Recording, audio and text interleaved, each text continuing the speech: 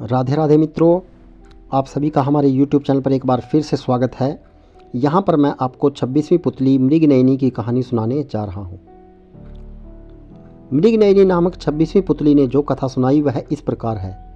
राजा विक्रमादित्य न सिर्फ अपना राजकाज पूरे मनोयोग से चलाते थे, बल्कि त्याग, दानवीरता, दया, वीरता आदि उनके श्रेष्ठ गुणों के धनी भी थे।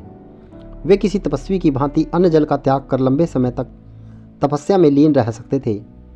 ऐसा कठोर तप कर सकते थे कि इंद्रासन भी डोल जाए। एक बार उनके दरबार में एक साधारण सी वेशभूषा वाले एक युवक को पकड़कर लाया। उनके सामने सैनिक लाए।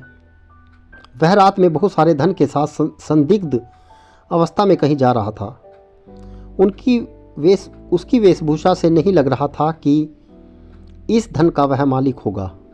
इसलिए सिपाहियों को लगा शायद वह चोर हो और चोरी से धन के साथ कहीं चंपत होने की फिराक में हो।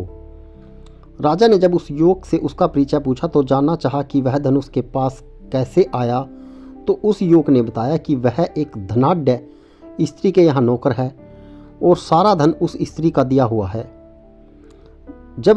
अब राजा की जिज्ञासा बढ़ गई और उन्होंने जानना चाहा कि उस स्त्री ने उसे धन क्यों दिया और वह धन लेकर कहाँ जा रहा था।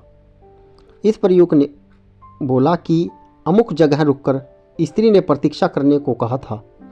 दरअसल उस स्त्री से उसके अनैतिक संबंध हैं और वह उससे पति की हत्या करके आकर मिलने वाली थी।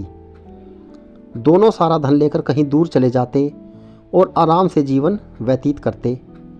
विक्रम ने उसकी बातों की सत्यता की जांच करने के लिए तुरंत उसके बताए पते पर अपने सैनिकों को भेजा। सिपाहियों ने आकर खबर दी कि उस स्त्री को अपने नौकर के गिरफ्तार होने की सूचना मिल चुकी है।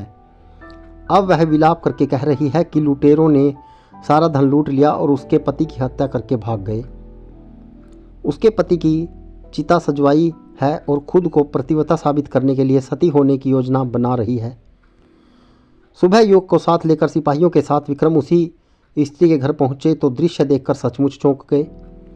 स्त्री अपने पति की चिता पर बैठ चुकी थी और चिता को अग्नि लगाने वाली थी।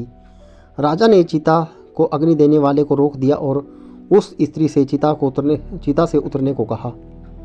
उन्होंने सारा धन उसे दिखाया तथा नौकर को आगे लाकर बोले कि सारी सच्चाई का पता उन्हें चल गया है।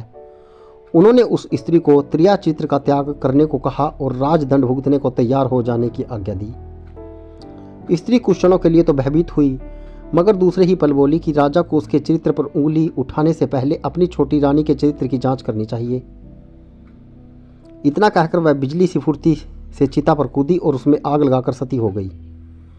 कोई कुछ करता वह स्त्री जलकर राख हो गई। राजा सिपाहियों सहित अपने महल लौट गए। उन्होंने उस स्त्री के अंतिम शब्द अभी तक जला रहे थे। उन्होंने छोटी रानी पर निगाह रखनी शुरू कर दी। एक रात उन्हें सोता समझकर छोटी रानी उठी और पिछले दरवाजे से महल से बाहर निकल गई। राजा भी दबे पांव उसका पीछा करने लगे। चलकर वह कुछ दूरी पर धूनी रमाए एक साधु के पास गई।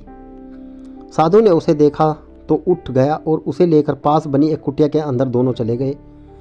विक्रम ने कुटिया में जो देखा वह उनके लिए असहनीय था।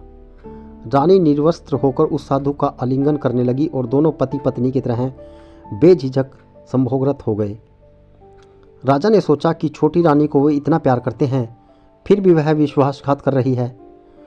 उनका क्रोध सीमा पार कर गया और उन्होंने कुटिया में घुसकर उस साधु तथा छोटी रानी को मौत के घाट उतार दिया। जब वे महल लौटे तो उनकी मानसिक शांति जा चुकी थी। वे हमेशा बेचैन और खिन्न रहने लगे। सांसारिक सुखों से उनका मन उचाट हो गया तथा मन में वैराग्य की भावना ने जन्म ले लिया। उन्हें लगता था कि उनके धर्म कर्म में जरूर कोई कमी थी, जिसके कारण भगवान ने उन्हें छोटी रानी के विश्वासघात का दृश्य दिखाकर दंडित किया। यही सब सोचकर उन्होंने राजपाट का भार अपने मंत्रियों को सौंपा और खुद समुद्र तट पर तपस्या करने चले गए। समुद्र तट पर पहुंचकर उन्होंने सबसे पहले एक पैर पर खड़े होकर समुद्र देवता का आह्वान किया। उनकी साधना से प्रसन्न हो जब समुद्र देव ने उन्हें दर्शन दिए तो उन्होंने समुद्र देव से एक छोटी सी मांग पूरी करने की विनती की। उन्होंने कहा कि उनके तट पर वे एक कुटिया बनाकर अखंड साधना करना चाहते हैं और अपनी साधना निर्विघ्न पूरा करने का उनसे आशीर्वाद चाहते हैं।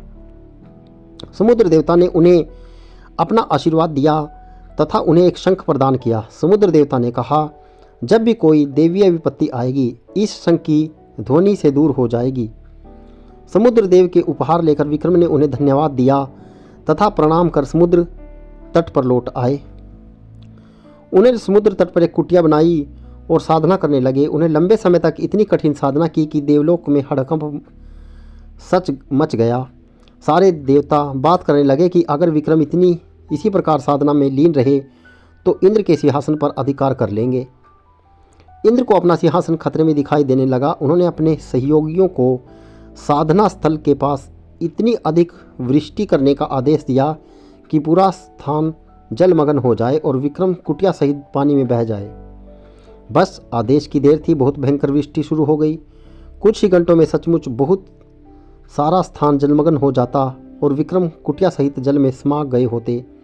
लेकिन समुद्र देव ने उन्हें आशीर्वाद जो दिया था, उस वर्षा का सारा पानी उन्होंने पी लिया तथा साधना स्थल पहले की भांति सूखा ही रहा। इंद्र ने जब यह अद्भुत चमत्कार देखा तो उनकी चिंता और बढ़ गई। उन्होंने अपने सेवकों को बुलाकर आंधी तूफान का सहारा लेने का आदेश दिया। इतने भयानक वेग से आंधी चली कि कुटिया तिनके तिनके होकर बिखर गई। सब कुछ हवा में रुई की भांति उठने लगा। बड़े बड़े वृक्ष उखड़कर गिरने लगे। विक्रम के पांव भी उखड़ते हुए मालूम पड़े। लगा कि आंधी उन्हें उड़ाकर साधना स्थल से बहुत दूर फेंक देगी। विक्रम को समुद्र देव द्वारा दिया गया शंख याद आया और उन्होंने शंख को जोर से फूंका। शंख से बड़ी तीव्र ध्वनि निकली। शंख ध्वनि के साथ आंधी तूफान का पता नहीं रहा। वहाँ ऐसी शांति छा गई मानो कभी आंधी आई ही नहीं हो। अब तो इंद्रदेव की चिंता और अधिक बढ़ गई। उन्हें सूझ नहीं रहा था कि विक्रम की साधना कैसे भंग की जाए। अब विक्रम की साधना का केवल अप्सराओं का आकर्षण ही भंग कर सकता था। उन्होंने तिलोत्तमा नामक अप्सरा को बुलवाया तथा उसे जाकर विक्रम की साधना भंग करने के लिए कहा। तिलोत्तमा अनुपम सुंदर थी और उसका रूप देखकर कोई भी कामदेव के बाणों से घायल हुए बिना नहीं रह सकता था। तिलोत्तमा साधना स्थल पर उतरी तथा मनमोहक गायन वादन और नृत्य द्वारा विक्रम की साधना में विघ्न डालने की चेष्टा करने लगी। मगर वैरागी विक्रम का क्या बिगाड़ पाती। विक्रम ने शंख की फूंक मारी और तिलोत्तमा को ऐसा लगा जैसे किसी ने उसे आग की ज्वाला में ला पटका हो। भयानक ताप से वह उद्विग्न हो उठी तथा वहाँ से उसी क्षण अदृश्य हो गई। जब वह युक्ति भी कारगर नहीं हो तो इंद्र का आत्मविश्वास पूरी तरह डोल गया। उन्होंने खुद ब्राह्मण का वेश धरा और साधना स्थल आए। वे जानते थे कि विक्रम याचकों को कभी निराश नहीं करते तथा सामर्थ्यानुसार दान देते हैं। जब इंद्र विक्रम के पास पहुंचे तो विक्रम ने उन्हें आने का प्रयोजन पूछा। उन्होंने विक्रम से भिक्षा देने को कहा और भिक्षा के रूप में उन्होंने उनकी कठिन साधना का सारा फल मांग लिया। विक्रम ने अपनी साधना का सारा फल उन्हें सहस्र दान कर दिया। साधना फल दान क्या दिया कि इंद्र को अभयदान मिल गया। उन्होंने प्रकट होकर विक्रम की महानता का गुणगान किया और आशीर्वाद दिया। उन्होंने कहा कि विक्रम के राज्य में अतिवृष्टि और अनावृष्टि नहीं होगी, कभी अकाल या सूखा नहीं पड़ेगा, सारी फसलें समय पर और भरपूर होंगी। इतना कहकर इंद्रदेव अंतर्ध्यान हो गए। मित्रों, इस प्रकार की रोचक व रोमांच से भरी कहानियों के लिए हमारे YouTube चैनल को सब्सक्राइब करना ना भूलें। राधे राधे मित्रों।